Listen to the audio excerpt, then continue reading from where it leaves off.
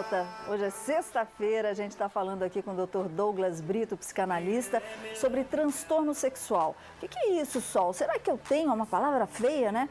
De repente, um simples problema na sua sexualidade pode ser um transtorno. A gente está aqui com o Dr. Douglas justamente para nos orientar. Mas eu tenho agora aquela dica. Eu quero falar sobre a alimentação do seu cachorrinho, né, Luca? Olha só, Pedigree, marca líder de alimento para cães, e seus produtos têm a qualidade que seu cãozinho merece, né? E por acreditar que o seu cachorro merece a melhor nutrição, Pedigree está lançando o Pedigree Nutrição Essencial. Solange, Pedigree Nutrição Essencial é o alimento adequado para a manutenção da saúde do seu cãozinho, porque vem com os nutrientes na medida certa, para o seu cachorro ficar feliz e também saudável. E como fica, né? Tem um preço super acessível, alimento com qualidade Pedigree, cabe no seu bolso. Pedigree Nutrição Essencial chegou para se juntar à linha de produtos Pedigree Seco. E você pode escolher também o Pedigree Nutrição Completa, que contém sua receita e ingredientes com ação antioxidante para um futuro saudável. E Pedigree também, equilíbrio natural, que além dos ingredientes com ação antioxidante,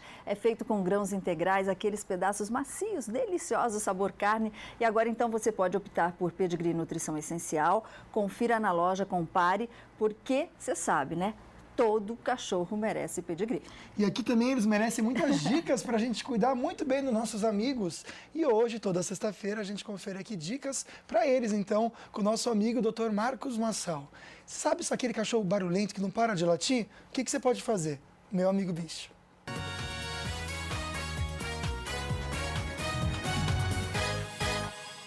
Olá, boa tarde. Hoje nós vamos responder a pergunta do Diogo, que é de Caçapava. O Diogo diz que tem um pincher que é muito agitado e pergunta se com o tempo isso melhora. Então, Diogo, o pincher é uma raça que é bastante agitada mesmo, né? Tem um temperamento bastante agitado, tem muita energia.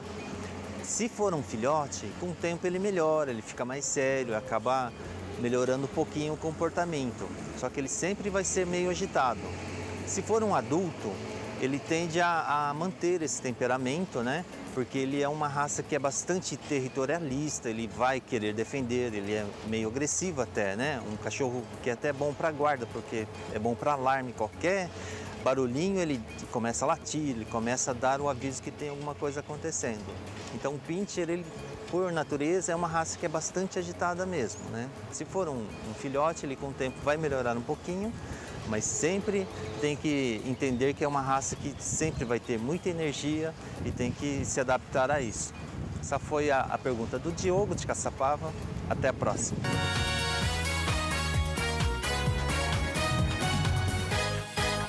Vou trazer um pincher aqui qualquer dia que o Dr. Marcos vier. A gente não faz programa, né? O Dani tem um, não tem? O Dani, Ele nosso é barulhento, diretor, tem. Dani, também? É barulhento. Vamos lá, Luquinha. Mandar um abraço para o Flávio Avelino, a Nandinha e a Milena também, que estiveram ontem comigo no Tenda e falaram que curtem muito o programa e estão assistindo a gente Ai, que hoje. bom. Um beijo para vocês e um muito forte aí do nosso coração. Bom, tô com uma pessoa aqui que pediu para não ser identificada, mas ela disse que não consegue passar um dia, uma mulher, sem fazer sexo. Ela quer saber se isso é normal, se é saudável isso ou não, porque ela não consegue ficar um dia sem. Esse tipo de compulsão normalmente é difícil de ser tratado. A gente precisa encontrar o que é que está dando origem a isso, né? Muitas vezes são outras coisas da vida que ela está frustrada com outras coisas que não consegue resolver.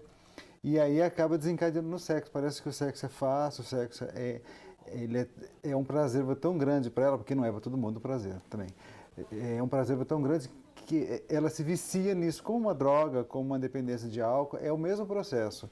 Precisa entender o que é. E existe um trabalho até em clínica contra a compulsão sexual. Precisa procurar uma ajuda. Precisa buscar ajuda. Então tá. Ligou uma pessoa que também não quis se identificar. Aliás, se você quiser ligar, não precisa se identificar, tá bom? E ela disse que tem prazer na dor. Uhum. E ela queria sair disso, mas não consegue justamente por sentir prazer. E aí, doutor? O processo é idêntico, né? Tem que encontrar o que está dando origem, por que isso foi um prazer. Em geral, quando é ligado à dor, algum maltrato físico, isso está muito associado com a infância. Né? Às vezes uma ligação lá da infância, assim, eu apanhava dos pais, eu tinha alguma situação lá que era desagradável, mas isso fazia com que os pais olhassem para mim, me sentia acariciada nesse momento, que eles olhavam para mim, eles davam atenção para mim. Mesmo então, brigando, mesmo brigando. É uma associação errônea que se faz lá na infância e que às vezes passa pela vida toda por isso. Então a gente precisa entender o que é isso. Esse é um dos aspectos, mas tem outros, por exemplo, religiosos às vezes, né, que eu faço coisas erradas e aí eu faço esse maltrato exatamente para eu poder me libertar desse peso que eu estou tendo. Ok, então, tá aí a dica, viu, meu querido? Luquinha, vamos lá? Mandar um beijo para a Renata, que está curtindo a gente também. Renata Marinho, um beijo para você. Não vou falar o nome da pessoa, porque é algo muito íntimo também. Já o oposto, essa nossa amiga aqui diz que ela faz sexo uma vez no mês. E assim, com muito esforço. Isso incomoda, tanto é que ela está escrevendo para a gente. O que ela pode fazer para mudar? Isso chama anorgasmia, não é isso? A gente aprende aqui. Esse comportamento é muito mais comum do que se imagina. O de ter sexo de maneira constante como a anterior é menos comum, né? Evitar o sexo, não querer, não ter prazer com o sexo, isso é comum na grande maioria dos casais. Realmente a vida sexual dos casais deixa muito a desejar. Embora as pessoas não falem isso, né? Dá a impressão que não, todo mundo vive muito bem e tal.